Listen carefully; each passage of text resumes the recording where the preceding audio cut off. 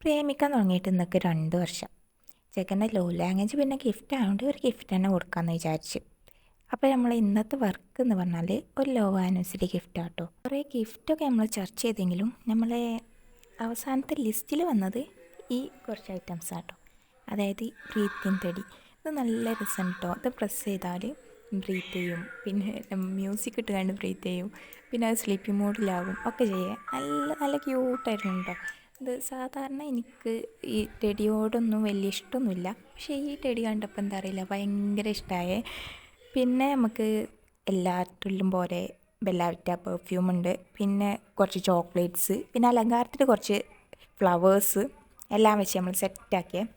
ഈ മഞ്ഞ ലൈറ്റിൽ കണ്ടങ്ങൾക്കൊക്കെ മഞ്ഞായിട്ടുള്ളൂ കാണാം, പക്ഷേ ഉണ്ടല്ലോ ഇത് കണ്ടപ്പോൾ ഉണ്ടല്ലോ പിന്നെ എനിക്ക് കൊടുക്കാൻ തോന്നിയിട്ടില്ല. സത്യം പറയാതെ വെച്ച് ഭയങ്കരമായിട്ട് എനിക്കിഷ്ടമായത്.